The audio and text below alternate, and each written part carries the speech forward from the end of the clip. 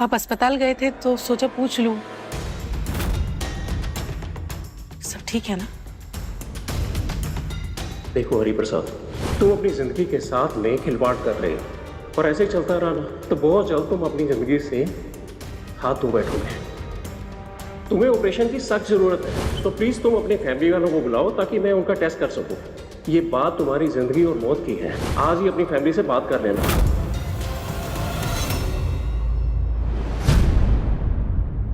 हाँ ठीक है सब। क्या होना है?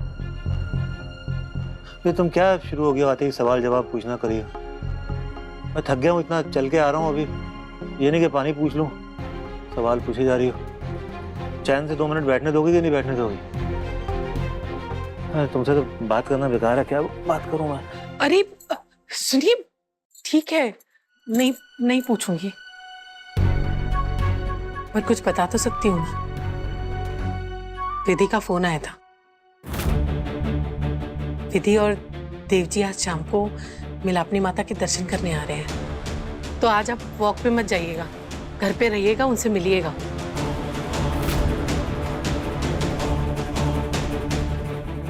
हरिप्रसाद जी, क्या विधि और देव साहब घर आ रहे हैं? अगर उन्होंने हॉस्पिटल के बारे में पूछा तो क्या जवाब दूंगा मैं? नहीं, मैं नहीं मिलूंगा उनसे, नहीं मिलूंगा। बिमला, मैं तुम्हें बताना भूल गया, शाम को ग्वालियर जा रहा हूँ मैं। सोचा 2-3 महीने ताऊजी के पास रहूंगा अब मैं। अरे अरे ऐसे कैसे? आपने ग्वालियर जाने का प्लान बना लिया? मुझे छुट्टी नहीं मिलेगी, और मिलापनी माता का मंदिर हम पूरी बात तो सुन लो मेरी, बोले जा रही हो तुम, मेरी बात नहीं सुनोगे क्या? तुम नहीं जा रही हो, मैं अकेले जा रहा हूँ। तुम यहाँ अपनी जिम्मेदारियां निभाओ, अपने दफ्तर की भी और मैया की भी।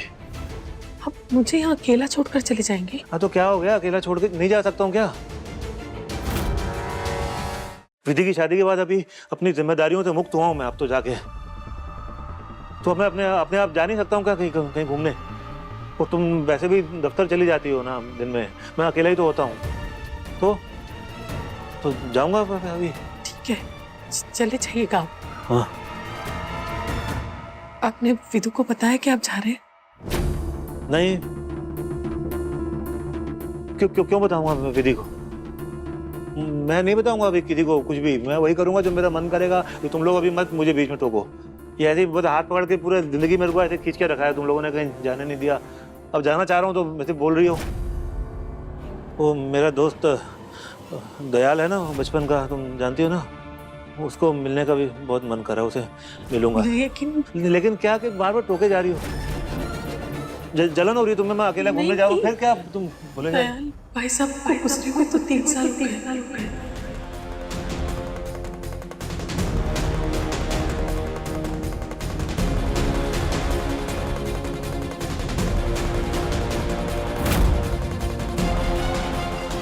हाँ, दयाल को गुजरे हुए तो 3 साल हो गए हैं।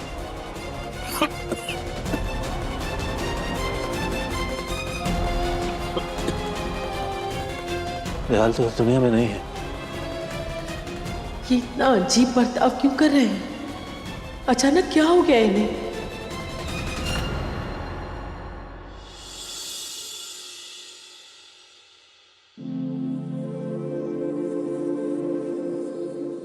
जो हुआ उसे भुलाकर क्या आप फिर से दादी बनना चाहेंगी? Of course.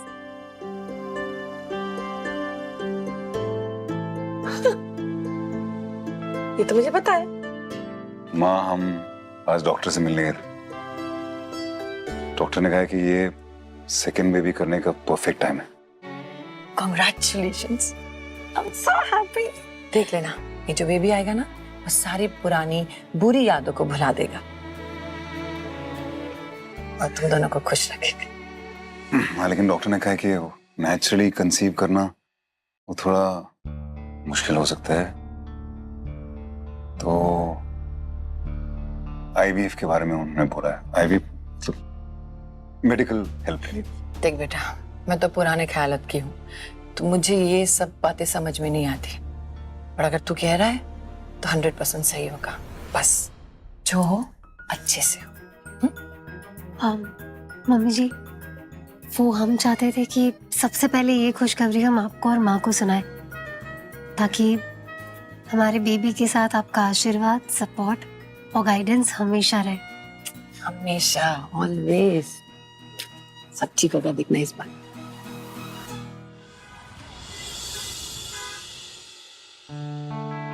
ले लीजिए विमला जी। दीदी। हाँ।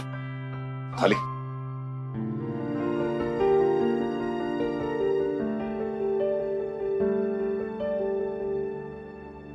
माँ, पापा कहाँ है? आरती का समय हो गया, पापा कभी आरती का समय नहीं चूकते।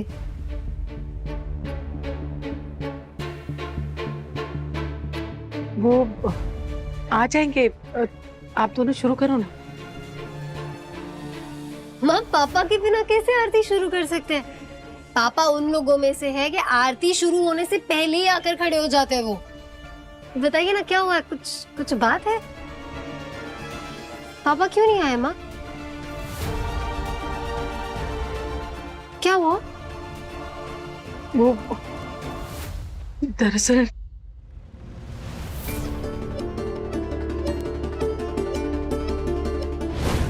मेरा बच्चा कोई पूजा नहीं होगी। ये क्या क्या कर रहे हैं आप? कोई पूजा नहीं आप होगी मेरी यहाँ पे। बात तो सुनिए। अरे जब मैया है ही नहीं तो पत्थर की पूजा करने से क्या फायदा है विमला?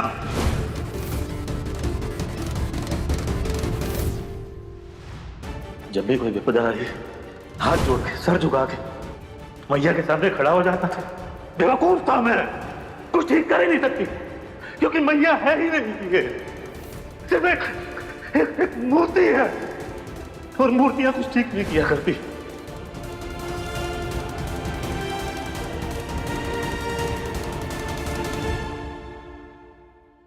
इतना सब कुछ हो गया और आपने मुझे बताया भी नहीं। तुझे क्या बताती? तेरी तबीयत ठीक नहीं थी और ऐसे में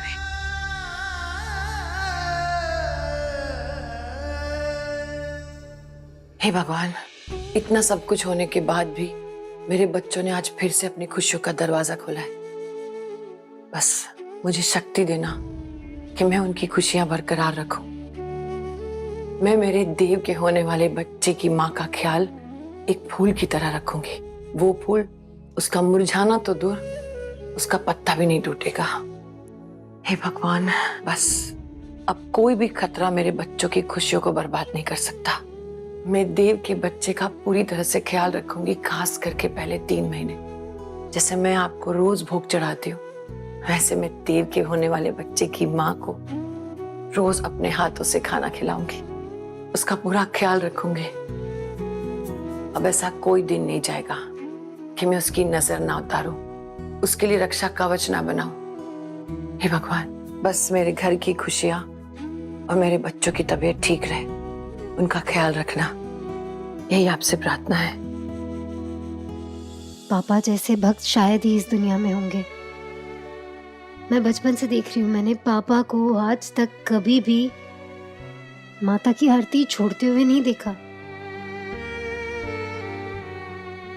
उनकी सुबह मिलापनी माता का चेहरा देखकर होती है।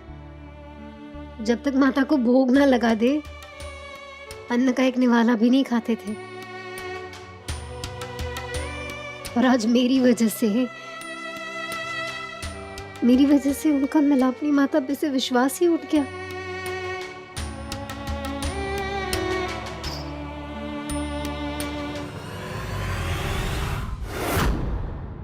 मैं वादा करती हूँ,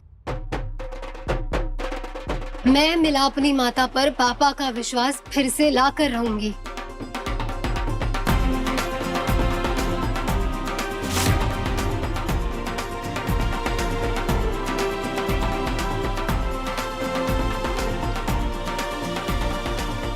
पापा अपनी मैया से इतने दिनों तक तो रूठ के नहीं रह सकते।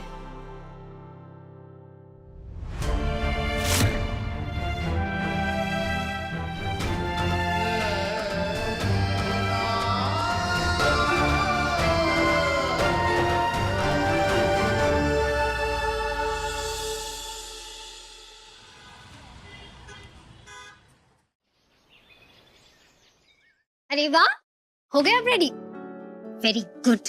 चलिए अब फटाफट नीचे चलिए, नाश्ता कर लीजिए। उसके बाद मुझे आपके सिर्फ 10 मिनट चाहिए, आपसे कुछ सजेशंस लेने हैं। क्या सजेशंस? वो मैंने ना बालघर के बच्चों के लिए एक नया प्रोजेक्ट सोचा है, तो उसी के रिगार्डिंग थोड़े सजेशंस चाहिए थे आपसे। और उसके बाद मुझे पता है हमें लेट हो रहा है, तो हम तुरंत हॉस्पिटल के लिए निकलेंगे। इनफैक्ट एक काम करते हैं, हम ना ऑन द वे बात करेंगे, पहले नीचे चल के नाश्ता कर रहे थे जाते। हमें क्यों जाना है? मुझे बुलाया ना वहाँ पे, तुम्हारा वहाँ तो काम ही नहीं है, तो मुझे अकेले जाने वहाँ। पर मुझे तुम्हें बोला था 5 दिन के बाद है तुम्हारा, मुझे तो ये छोड़ो, मुझे तुमसे कुछ बात करनी थी। वो आप माँ के बारे में सोच रहे हैं ना? वो माँ ने ऑफिस ज्वाइन की 3 महीने हो गए और हमने उन्हें पार्टी नहीं दी। पार्टी तो बनती है ना, तो क्यों ना माँ पापा को आज डिनर पर ले चले। एग्जैक्टली यही मैं भी सोच रहा था कि पार्टी देनी चाहिए। तो तुम एक काम करो, तुम बात करके बाद सीधा वहां जाओ, हॉस्पिटल आने की जरूरत नहीं है मेरे साथ।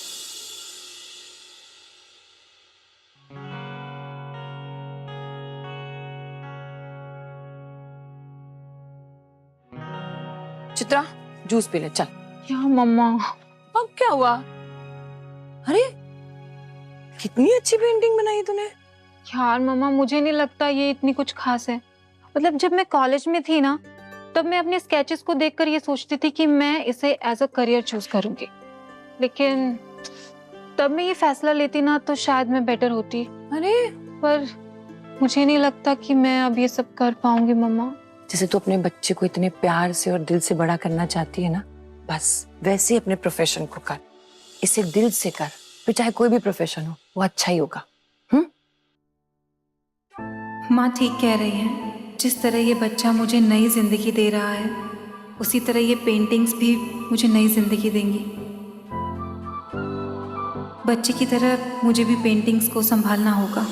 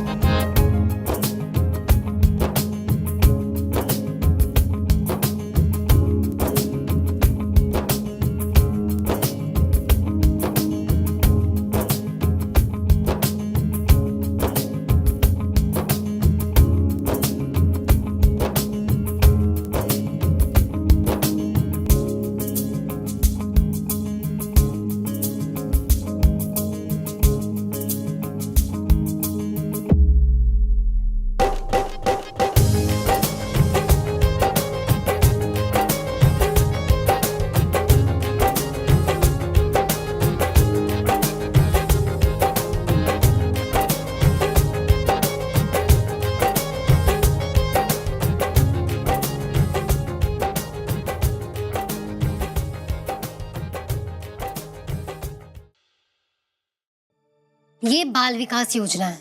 ये एक ऐसी योजना है जिसमें हम युवा बच्चों पर फोकस करेंगे, वो बच्चे जो इस वक्त 10th के एग्जाम देने के लिए प्रिपेयर हो रहे हैं।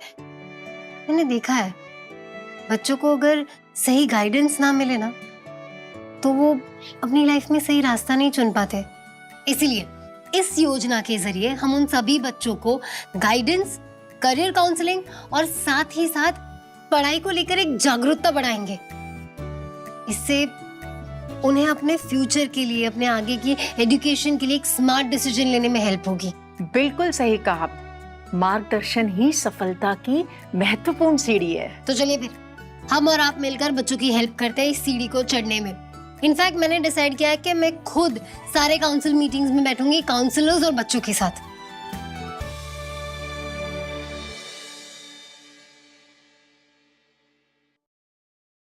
मिस्टर देवराजन जी। आईवीएफ रूम में चलिए।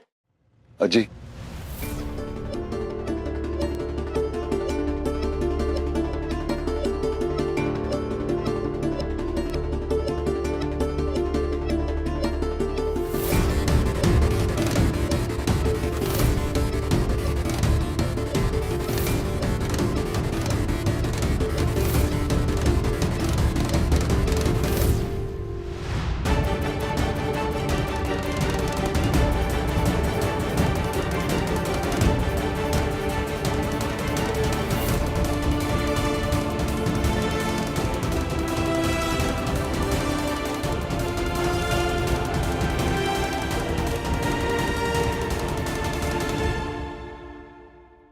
हमारा ध्यान क्वालिटी पे होना चाहिए राणा जी।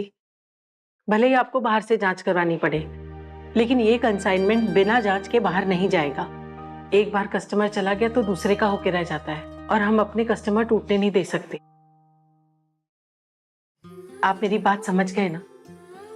अब राणा जी, मैं आपको थोड़ी देर में फोन करूं? जी। विधु, हाँ, तू वहां क्यों खड़ी है? अंदर आना।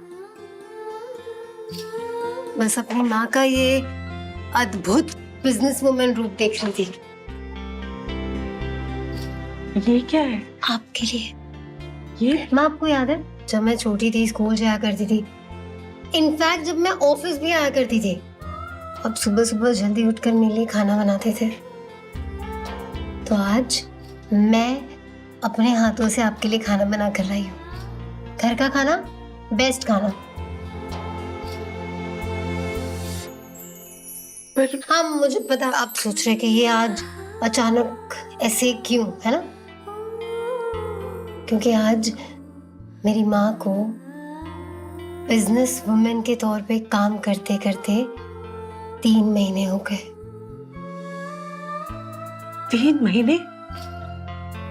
सच में विधु, ये वक्त कैसे गुजर गया पता ही नहीं चला।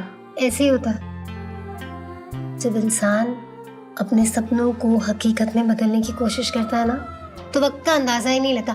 ऐसा मुझे किसी बहुत ही बुद्धिमान व्यक्ति ने कहा था, है ना? अच्छा माम, मैं आज का ये दिन आपके और पापा के साथ सेलिब्रेट करना चाहती हूँ।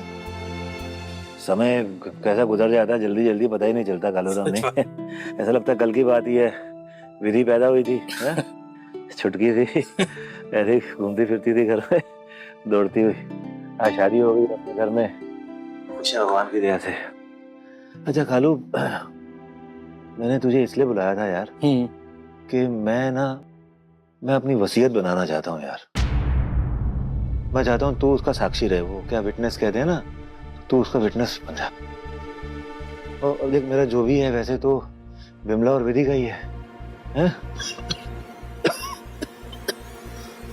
हरिप्रसाद? हाँ, लेकिन क्या है, प्रमोद की बेटी अपनी गोल्डन, वो भी तो मेरी बेटी है ना। तो मैं चाहता हूँ मेरी वसीयत में से 4 लाख रुपए वो गोल्डन के नाम, और मैं चाहता हूँ कि उसकी जब शादी होगी ना, तो जो गहने हैं वो मेरी तरफ से जाए। अरे हरिप्रसाद, गोल्डन अभी बच्ची है, अभी टाइम है उसकी शादी अरे को। तो पर समय का कहाँ पता चलता है। और क्या है, मैं शहर के बाहर जा रहा हूँ 2-4 महीने के लिए, तो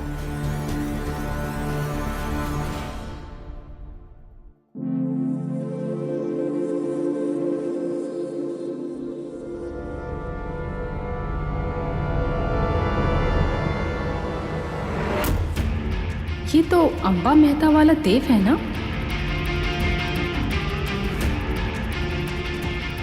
ये आईवीएफ रूम में क्या कर रहा था? मुझे अंबा को फोन करके इस बात की खबर देनी होगी।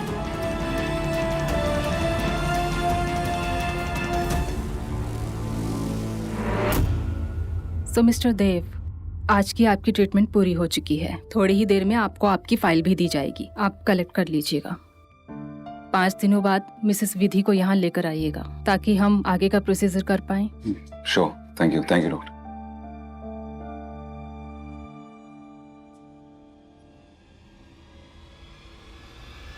क्या बात कर रही हो? देव आईवीएफ रूम से बाहर निकल रहा था? किसके साथ? विधि के साथ? नहीं, वो अकेला था। वैसे भी पूरे हॉस्पिटल को पता है कि देव रायचंद अपना दूसरा बच्चा प्लान कर रहा है।